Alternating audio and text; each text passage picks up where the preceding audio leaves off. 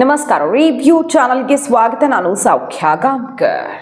DK Shivakumar ಸರ್ಕಾರಕ್ಕೆ ಮೊದಲ ಆಘಾತ ಎದುರಾಗಿದೆ. ಡಿಕೆ ಸಂಪುಟದ ಮಂತ್ರಿಗೆ ಈಗ ಕೋರ್ಟ್ ಶಾಕ್ ಎದುರಾಗಿದೆ. ಇಡಿ ಸಂಕಷ್ಟ ಸುತ್ತಿಕೊಂಡಿದೆ. ಮೊದಲ ವಿಕೆಟ್, ಡಿಕೆ ಸರ್ಕಾರದ ಮೊದಲ ವಿಕೆಟ್ ಆಯಿತು. ಸದನವೇ ನಡೆಯೋದಕ್ಕೆ ಬಿಡಲ್ಲ, ತಕ್ಷಣ ಕೆಳಗಿಳಿಸ್ಬೇಕು ಈ ಮಂತ್ರಿಯನ್ನ ಅಂತ ಈಗ ರಾಜ್ಯವ್ಯಾಪಿ ಹೋರಾಟಕ್ಕೆ ಮುಂದಾದ ಬಿಜೆಪಿ. ಕರ್ನಾಟಕ ಬಿಜೆಪಿ ಸಾಮಾನ್ಯವಾಗಿ ಸೀರಿಯಸ್ ಆಗಲ್ಲ, ಎಂತೆಂಥ ಅಸ್ತ್ರಗಳು ಸಿಕ್ಕಿದ್ರೂ ಸೀರಿಯಸ್ ಆಗಲ್ಲ. ಬಟ್ ಇದು ಕರ್ನಾಟಕ ಬಿಜೆಪಿಗೆ ಸಿಕ್ಕಿರುವ ಬ್ರಹ್ಮಾಸ್ತ್ರ. ಈಗ ಡಿಕೆ ಸರ್ಕಾರಕ್ಕೆ ಬಹಳ ದೊಡ್ಡ ಆಘಾತ ಕೊಡೋದಕ್ಕೆ ಬಿಜೆಪಿ ಅಖಾಡಕ್ಕೆ ಕೊನೆಗೂ ಧುಮುಕಿದೆ. ಮೆಗಾ ಡೆವಲಪ್ಮೆಂಟ್, ಒಂದು ಕಡೆ ಸಚಿವರು ಈ ಪ್ರಮಾಣ ವಚನ ಆಗಿದೆ, ಇನ್ನೊಂದು ಕಡೆ ಶಾಸಕರು ತಮಗೆ ಸಿಕ್ಕಿಲ್ಲ ಅಂತ ಸರ್ಕಾರದ ವಿರುದ್ಧ ಮುನಿಸ್ಕೊಂಡಿರೋ ಹೊತ್ತಲ್ಲಿ ಈಗ ಸರ್ಕಾರಕ್ಕೆ ದೊಡ್ಡ ಆಘಾತ, ಡಿಕೆ ಸಂಪುಟಕ್ಕೆ ಸಂಕಷ್ಟ. ಆಡಿಯೋ ಬೇರೆ ಬ್ಲಾಸ್ಟ್ ಆಗಿದೆ. ಎಲ್ಲ ಡೀಟೇಲ್ಸ್ನ ಹೇಳ್ತಾ ಹೋಗ್ತೀವಿ.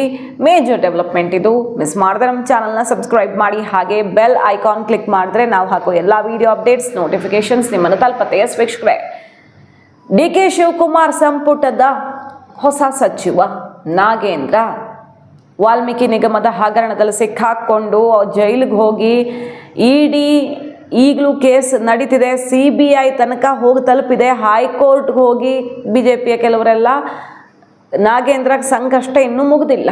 ಇಲ್ಲಿ SIT ಅವ್ರು ಕ್ಲೀನ್ ಚಿಟ್ ಕೊಟ್ಟಿದ್ದಾರೆ. ಬಿಟ್ಟರೆ ಇಡಿಯಲ್ಲಿ CBIಯಲ್ಲಿ ಈ ಕೇಸು ಬಹಳ ಗಂಭೀರ ಸ್ವರೂಪದಲ್ಲೇ ಇದೆ. ತುಂಬ ಮಹತ್ವದ ಘಟ್ಟಕ್ಕೆ ಬಂದು ನಿಂತಿದೆ ಕೇಸು. ಈ ಹೊತ್ತಲ್ಲಿ ನಾಗೇಂದ್ರ ಅವ್ರನ್ನ ಮತ್ತೆ ಮಂತ್ರಿ ಮಾಡಿಬಿಟ್ಟಿದ್ದಾರೆ. ಅದು ಯಾಕೆ ಮಾಡಿದ್ರು ಅನ್ನೋ ಸೀಕ್ರೆಟ್ ಕೂಡ ಹೊರಗಡೆ ಬಂದಿದೆ, ಅದನ್ನು ಆಮೇಲೆ ಮಾತಾಡೋಣ. ಬಟ್ ಈಗ ಅವ್ರಿಗೆ ಕೋರ್ಟ್ ಏನು ಶಾಕ್ ಕೊಟ್ಟಿದೆ, ಇಡಿ ಏನು ಮಾಡಿದೆ ಅದನ್ನು ಹೇಳ್ತಾ ಹೋಗ್ತೀವಿ. ನೋಡಿ, ಇದೆಲ್ಲ ಗೊತ್ತೇ ಇರಲಿಲ್ವ ಹೈಕಮಾಂಡ್ಗೆ? ಆದರೆ ಗೊತ್ತಿದ್ದು ಇವರನ್ನು ಮಂತ್ರಿ ಮಾಡುವಂಥ ಅನಿವಾರ್ಯತೆಯಲ್ಲಿ ಸಿಕ್ಕಾಕ್ಕೊಂಡಿತ್ತ ಹೈಕಮಾಂಡು, ಕೆಲವರು ಪ್ರಮುಖರು ಅನ್ನೋದು ಇಂಟ್ರೆಸ್ಟಿಂಗ್. ಈಗ ನಾಗೇಂದ್ರ ಜಾಮೀನು ಷರತ್ತನ್ನು ಸಡಿಲಿಕೆ ಮಾಡಿ ಅಂತ ನ್ಯಾಯಾಲಯದ ಕತೆ ತಟ್ಟಿರ್ತಾರೆ. ಅವರು ಡೆಲ್ಲಿಗೂ ಹೋಗೋಂಗಿಲ್ಲ, ಅವ್ರು ಎಲ್ಲೂ ಹೋಗೋ ಹಾಗಿಲ್ಲ. ಕಂಡೀಷನ್ ಮೇಲೆ, ಷರತ್ತಿನ ಮೇಲೆ, ಅವ್ರ ಜಾಮೀನು ಮೇಲೆ ಇರೋದು. ಅಂಥವ್ರನ್ನ ಈಗ ಮಂತ್ರಿ ಮಾಡಿದ್ರಲ್ವಾ, ದಯವಿಟ್ಟು ನನಗೆ ಡೆಲ್ಲಿಗೆ ಹೋಗಿ ಬರಬೇಕು ಅಂತ ಟೈಮ್ ಕೇಳಿ ನಂಗೊಂದು 15 ದಿನ ಅವಕಾಶ ಮಾಡಿಕೊಡಿ ಅಂತ ಕೋರ್ಟ್ಗೆ ಹೋಗಿರ್ತಾರೆ. ಎಷ್ಟು ಸೀರಿಯಸ್ ಕೇಸ್ ಇದು ಮತ್ತು ನಾಗೇಂದ್ರ ಪರಿಸ್ಥಿತಿ ಹೇಗಿದೆ ಅನ್ನೋದಕ್ಕೆ ಕೋರ್ಟ್ ಕೊಟ್ಟಿರುವಂಥ ಮಹತ್ವದ ನಿರ್ಧಾರನೇ ಸಾಕ್ಷಿ. ಜಾಮೀನು ಷರತ್ತು ಸಡಿಲಿಕೆ ಮಾಡೋಕ್ಕಾಗಲ್ಲ ಅಂತ ಕಡ್ಡಿ ತುಂಡು ಮಾಡಿದಷ್ಟೇ ಕ್ಲಿಯರ್ ಕಟ್ಟಾಗಿ ಹೇಳಿದೆ, ತಳ್ಳಿ ಹಾಕಿದೆ. ಇಡಿ ಜನಪ್ರತಿನಿಧಿಗಳ ನ್ಯಾಯಾಲಯದಲ್ಲಿ ಆಕ್ಷೇಪ ವ್ಯಕ್ತಪಡಿಸಿತ್ತು. ನಾಗೇಂದ್ರ ಅರ್ಜಿಗೆ ತೀವ್ರ ಆಕ್ಷೇಪ ವ್ಯಕ್ತಪಡಿಸಿತ್ತು ಇಡಿ ಮತ್ತು ಇಡಿ ವಕೀಲರು. ಇದಕ್ಕೆ ಸೂಕ್ತವಾದ ವಾದವನ್ನು ಮಂಡಿಸಿದ್ರು. ಸೊ ಈಗ ಜಾಮೀನು ಷರತ್ತಲ್ಲಿ ಯಾವುದೇ ಬದಲಾವಣೆ ಇಲ್ಲ, ಡೆಲ್ಲಿಗೆ ಹೋಗೋಕ್ಕೂ ಅವಕಾಶ ಇಲ್ಲ ಮಿಸ್ಟರ್ ನಾಗೇಂದ್ರ ಅವ್ರಿಗೆ. ಸೊ ಅಂಥವರನ್ನು ತಂದು ಡಿಕೆ ಶಿವಕುಮಾರ್ ಸಂಪುಟದಲ್ಲಿ ಈಗ ಮಂತ್ರಿ ಮಾಡಲಾಗಿದೆಯಲ್ವಾ.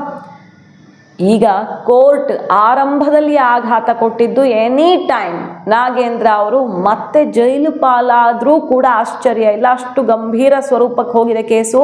ಈ ಕೂಡಲೇ ರಾಜೀನಾಮೆ ಪಡಬೇಕು. ಕೋರ್ಟ್ ಆದೇಶದ ಬೆನ್ನಲ್ಲೇ ತಕ್ಷಣ ಅವರನ್ನು ಸಂಪುಟದಿಂದ ಹೊರ ಹಾಕಬೇಕು ಅಂತ ಬಿಜೆಪಿ ಹೋರಾಟವನ್ನು ತೀವ್ರಗೊಳಿಸ್ತಿದೆ. ರಾಜ್ಯವ್ಯಾಪಿ ಒಂದು ಕಡೆ ಹೋರಾಟ ಮಾಡೋದು, ಬೆಂಗಳೂರಲ್ಲಿ ಹೋರಾಟ ಮಾಡೋದು ಅಲ್ಲ. ಯಾವ ಕಾರಣಕ್ಕೂ ಅವರನ್ನು ಸಂಪುಟದಿಂದ ಕೈ ಬಿಡದಿದ್ರೆ ಸದನ ನಡೆಯೋಕ್ಕೆ ಬಿಡಲ್ಲ. ಈಗ ಹೆಂಗೂ ಡೆಲ್ಲಿ ಪ್ರಧಾನ ರಾಜೀನಾಮೆ ಮಾಡೆಲ್ ಬೇರೆ ಇದೆ ಬಿಜೆಪಿಗರಿಗೆ. ಹೆಂಗೆ ಮಾಡಿದ್ರು ಹೋರಾಟವನ್ನು, ಯಾವ ರೀತಿ ಆಘಾತ ಎದುರಾಯಿತು, ನಾವು ಹೋರಾಟ ಮಾಡೋದಾದ್ರೆ ಏನು ಮಾಡಬೇಕು ಅನ್ನೋ ಮಾಡೆಲ್ ಬೇರೆ ಇದೆ. ಆ ಕಿಚ್ಚು, ಆ ಸಿಟ್ಟು ಬೇರೆ ಕುದೀತಾ ಇದೆ.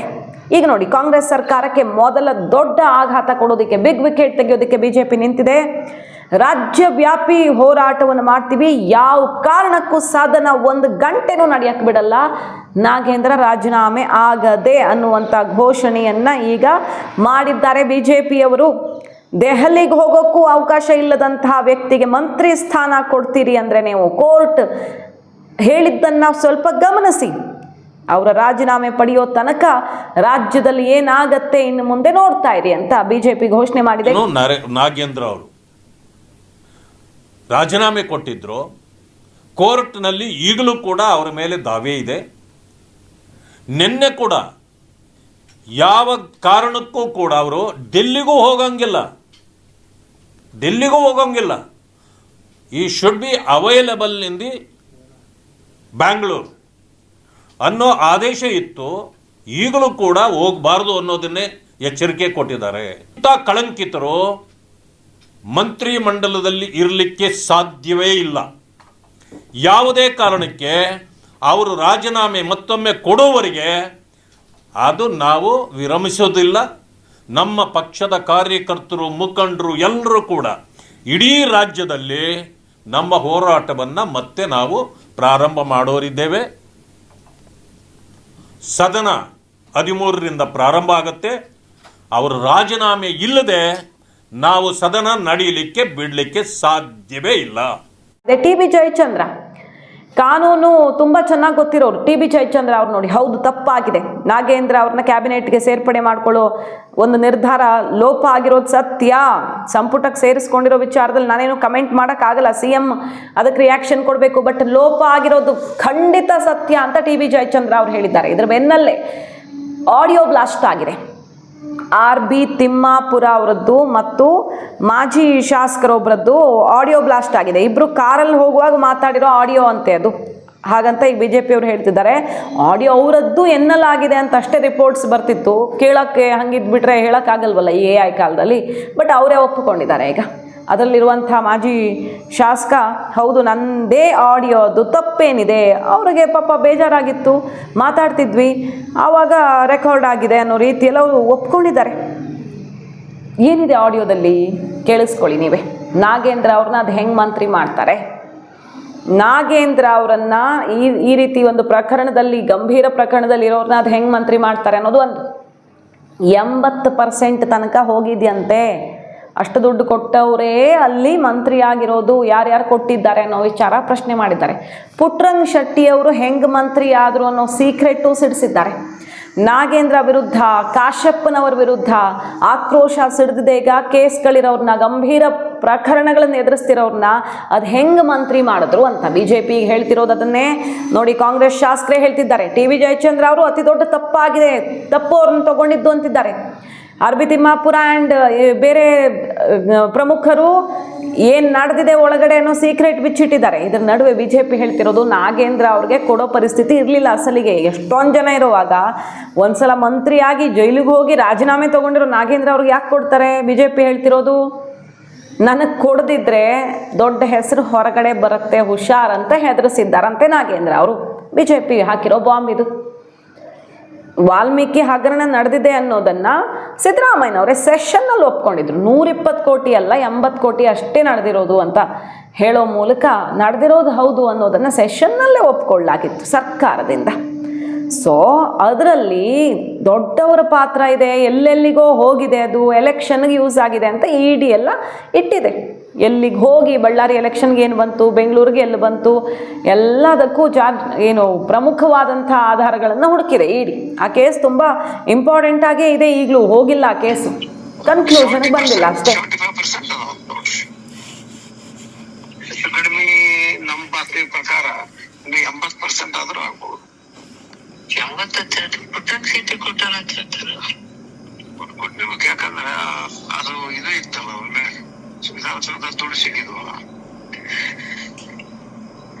ಅಂತ ರಗಡದ ಹುಡುಗರಾಗ ಜೈಲಿಂದ ಬಂದವ್ರು ಅಲ್ಲ. ಅದು ಇವನ್ ಹಾಕೊಂಡು ನಾಗೇಂದ್ರ ಕೊಟ್ರು ನೋಡ್ರಿ, ಏನಿದು ದುರಂತಪ್ಪ.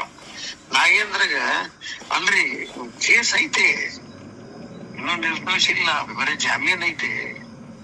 ಹಂಗ್ರಿ ಇದನ್ನ ಏನಂತ ನಾವು ಪಾರ್ಟಿಗೆ ಪ್ರಾಮಾಣಿಕವಾಗಿ ದಕ್ಷತೆಯಿಂದ ಕೆಲಸ ಮಾಡ್ತಾನಂತ ಹೇಳಿ SP ಪಾಟೀಲ್ ಸಂಬಂಧ ವೇಣುಗೋಪಾಲ್ ಮುಂದೆ ಹೇಳಿದ್ರ ನಾವು ಹೈಕಮಾಂಡ್ ಅವ್ರು ಪ್ರಾಮಾಣಿಕ ಆಗಿರಂತ ಹೇಳಿದೀವನಂತ ಕೇಳಿದ್ ನನಗವ. AR ಪಾಟೀಲ, ಹೆಂಡಸಿಗೇರಿ, ನಾನು, ಜಕ್ಕಪ್ಪನವ್ರ ಏನ್ರಿ 5-6 ಮಂದಿ ಇದೀವಿ. ನಾನು ಮಾತಾಡಕ್ ಹಚ್ಚಿದ್ರು, ಮಾತಾಡಿದೆ ಮಿನಿಸ್ಟ್ರಿ ಸಂಬಂಧ. ಈಗ ಇಂದ ಇವಾಗ ಸಿದ್ದರಾಮಯ್ಯನವ್ರು 13 ಕಾವಕ್ಕಿಂತ ಮುಂಚೆ ಮಿಶ್ರ ಗೌರ್ಮೆಂಟ್ ಪ್ರಾಮಾಣಿಕ ಆಗತ್ತೆ ಯಾರಂತಿದ್ರು ಅನ್ನವ. ಅದಕ್ಕೆ ಇದೆಲ್ಲ ಗೊತ್ತಾಗಿ ಕಾಂಗ್ರೆಸ್ನ ಶಾಸಕರು ಈಗ ತಮಗೆ ಸಚಿವ ಸ್ಥಾನ ವಂಚನೆ ಆಗಿರೋದ್ರ ಬಗ್ಗೆ ಈ ರೀತಿ ಸಿಡ್ದಿರೋದು ಸುಮ್ಮನೆ ಅಲ್ಲ. ಡೆಲ್ಲಿ ಸೀಕ್ರೆಟ್ ಎಲ್ಲ ಔಟ್ ಆಗಿದೆ ಅಂತ ಈಗ ಆಕ್ರೋಶ. ಒಂದು ಕಡೆ ಕಾಂಗ್ರೆಸ್ನಲ್ಲಿ ಪ್ರತಿಭಟನೆಯ ಹಾದಿ ಹಿಡಿದ BJP.